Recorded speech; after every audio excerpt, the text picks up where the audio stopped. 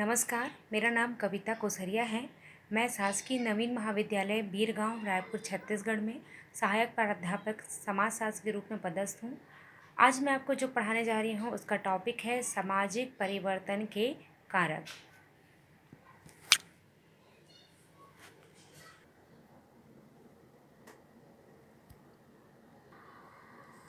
सामाजिक परिवर्तन के कारकों को जानने से पहले हम संक्षिप्त में जानेंगे कि सामाजिक परिवर्तन क्या है। समांतर सामाजिक परिवर्तन का तात्पर्य समाज में घटित होने वाले परिवर्तनों से है। इसका संबंध एक या कुछ व्यक्तियों के व्यवहारों, विश्वासों या मूल्यों में होने वाले परिवर्तन से न होकर समाज के सभी या अधिकांश व्यक्तियों के जीवन में होने वाला परिवर्तन है। इसमें समाज के ढांचे, उसके प्रकार व मानव के सामाजिक संबंधों में परिवर्तन होता है। सामाजिक परिवर्तन की अवधारणा व उसके प्रकार को समझने के बाद ये प्रश्न उठता है कि सामाजिक परिवर्तन क्यों होता है या समाज में परिवर्तन लाने वाले कौन कौन से कारक हैं। आइए देखते हैं कि ये कारक कौन कौन से हैं।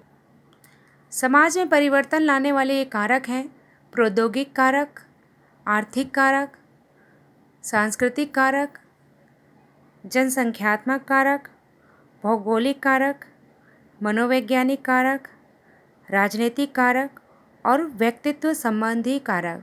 तो चलिए सबसे पहले देखते हैं कि प्रौद्योगिक कारक किस प्रकार समाज में परिवर्तन लाते हैं। वर्तमान में प्रौद्योगिकी में होने वाला परिवर्तन सामाजिक परिवर्तन का सबसे प्रमुख कारक माना जाता है। समाज में जब कभी नए नए आविष्कार होते हैं तो इससे उत्पन्न होने वाली नई दशाओं से अनुकूलन करने के लिए लोगों के पारस्परिक संबंध बदलने लगते हैं। आज परिवहन, संचार, उद्योग, उत्पादन, कृषि व अन्य घरेलू उपयोग से संबंधित नए नए उपकरणों के आविष्कार ने परंपरागत सामाजिक संस्थाओं, सामाजिक मूल्यों और सामाजिक संरचना में व्यापक परिवर्तन किए हैं। इसमें हम सबसे पहला परिवर्तन देखते हैं यंत्रीकरण द्वारा सामाजिक परिवर्तन। आधुनिक युग मशीनों का युग है। परिवार के छोटे छोटे कार्यों से लेकर बड़ी मात्रा में उत्पादन का कार्य मशीनों के द्वारा किया जाता है। मशीनों के कारण हमारे परंपरागत कार्य करने के तरीकों में परिवर्तन हुआ है। बड़े बड़े कारखानों में, उद्योगों में साथ साथ काम करने से लोगों के बीच दिखावे के संबंध विकसित हो गए। आज प्रेशर कुकर, गैस, कपड़े धोने की मशीन, सफाई मशीन आदि के आविष्कार ने महिलाओं की भूमिका में बदलाव लाया है। पहले महिलाएं सिर्फ घर के काम में व्यस्त रहती थीं। आज घर से बाहर निकलकर अपने परिवार को आर्थिक सहयोग प्रदान कर रही हैं।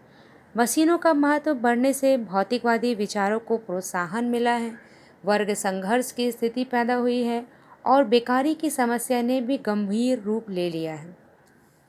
नेक्स्ट हम देखते हैं कृषि की नवीन प्रविधियों द्वारा सामाजिक परिवर्तन। वर्तमान समय में कृषि से संबंधित समस्त कार्य फसल बोने से लेकर फसल काटने तक मशीनों के द्वारा किया जाता है। ट्रैक्टरों, रासायनिक खाद, उन्नत बीज, पशुओं के कृत्रिम गर्भधान केंद्रों, फसल को सुरक्षित रखने वाले कोल्ड स्टोरेज के कारण ग्रामीण जीवन में अनेक परिवर्तन उत्पन्न हुए हैं। मशीनों से कार्य करने के कारण भूमि पर कम व्यक्तियों की आवश्यकता ने पलायन को बढ़ाया है। काम की तलाश में शहरों की ओर जाने से संयुक्त परिवार का विघटन हुआ है और गांव में भी नगरीय सभ्यता के गुण विकसित होते जा रहे हैं। नेक्स्ट परिवर्तन देखते हैं परिवहन और संचार के द्वारा सामाजिक परिवर्तन। परिवहन के साधनों का विकास होने से विभिन्न शहरों, राज्यों व देश में आवागमन ने सामाजिक संबंधों के क्षेत्र को विस्तार किया है। ट्रेन, बसों में अपरिचित व्यक्तियों के साथ सफ़र करने से जाति, धर्म के परंपरागत बंधन जो हैं वो ढीले पड़ गए हैं। संचार के साधनों, डाक, टेलीफोन, रेडियो, टेलीविज़न, कंप्यूटर द्वारा लोगों को देश दुनिया को समझने का अवसर मिला। इससे एक नई संस्कृति का निर्माण हुआ जिससे रूढ़िवादी विचारों के स्थान पर प्रगतिशील विचारों को महत्व दिया जाने लगा। उसके बाद नेक्स्ट परिवर्तन देखते हैं अणुशक्ति से उत्पन्न सामाजिक परिवर्तन। अणुशक्ति ने उत्पादन, चिकित्सा और विद्युत निर्माण में तो बहुत महत्वपूर्ण योगदान दिया ही, साथ ही इसने बहुत से विनाशकारी अस्त्रों का निर्माण करके मानवता को खतरे में डाल दिया। आज अधिकांश देश सामाजिक संगठन की अपेक्षा अपने देश में सैन्य शक्ति को विस्तारित करने के लिए अधिक महत्व दे रहे हैं। अणुशक्ति के आविष्कार ने राष्ट्रीय जीवन को प्रभावित करके अनेक सामाजिक परिवर्तन उत्पन्न किए हैं। नेक्स्ट कारक है आर्थिक कारक। आर्थिक कारकों का तात्पर्य उन आर्थिक संस्थाओं तथा आर्थिक प्रक्रियाओं से होता है जो किसी समाज की आर्थिक संरचना का निर्माण करती है। इस दृष्टिकोण से उत्पादन का स्वरूप, वितरण की व्यवस्था, आर्थिक नीतियाँ, श्रम विभाजन, प्रतिस्पर्धा तथा औद्योगिकरण आदि वे आर्थिक कारक हैं जो व्यक्तियों के पारस्परिक संबंधों तथा सामाजिक संरचना को एक विशेष ढंग से प्रभावित करते हैं। जैसे हम देखते हैं, पहला, उत्पादन का स्वरूप। मार्क्स ने सामाजिक परिवर्तन के आर्थिक कारकों को स्पष्ट करते हुए बताया कि उत्पादन के स्वरूप में होने वाला परिवर्तन सामाजिक परिवर्तन का महत्वपूर्ण कारक है। उत्पादन छोटी मात्रा में होने से सामाजिक संबंध अनौपचारिक रहते हैं, और उत्पादन जब बड़ी मात्रा में होता है तो वहाँ पर रहने वाले लोगों या वहाँ काम करने वाले लोगों के बीच में जो संबंध होते हैं वो दिखावे के या औपचारिक संबंध होते हैं। दूसरा है संपत्ति का स्वरूप। प्राचीन समय में संपत्ति पर पूरे समूह का अधिकार होता था। आर्थिक विकास के साथ साथ जब संपत्ति व्यक्तिगत हो गई तो सभी व्यक्तियों ने अपनी शक्ति के अनुसार अधिक से अधिक संपत्ति का संचय करना प्रारंभ कर दिया, जिससे समूह का संगठन, व्यक्तियों के पारस्परिक संबंध और सामाजिक मूल्य बदलने लगे तथा वर्ग संघर्ष की समस्या उत्पन्न होने लगी। उसके पश्चात हमारा नेक्स्ट आर्थिक कारक में नेक्स्ट है व्यवसाय की प्रकृति।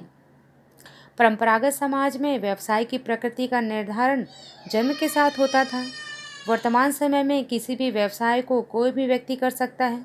समाज में जब जाति आधारित व्यवसाय का विभाजन कमजोर पड़ने लगा तो समाज की परंपरागत संरचना भी बदल गई। उसके पश्चात है वितरण की व्यवस्था। प्राचीन समय में वस्तु विनिमय का प्रचलन था। जब मुद्रा आधारित अर्थव्यवस्था आ गई उसकी जगह पे, तब व्यक्तियों के पारस्परिक संबंधों का क्षेत्र बहुत बढ़ गया। धन का असमान वितरण से सामाजिक संघर्षों में वृद्धि हुई, जिससे व्यक्तियों की मनोवृत्तियों और सामाजिक मूल्यों में भी परिवर्तन होने लगा। उसके पश्चात है औद्योगिकरण। औद्योगिकरण समाज में परिवर्तन लाने वाला प्रमुख आर्थिक कारक है।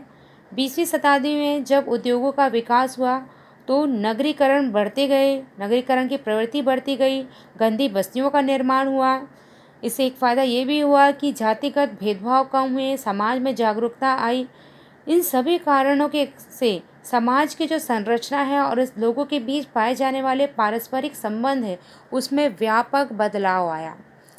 कहा जा सकता है कि औद्योगिकरण ने जो है समाज की परंपरागत संरचना को बदलने में बहुत महत्वपूर्ण योगदान दिया। उसके पश्चात है श्रम विभाजन।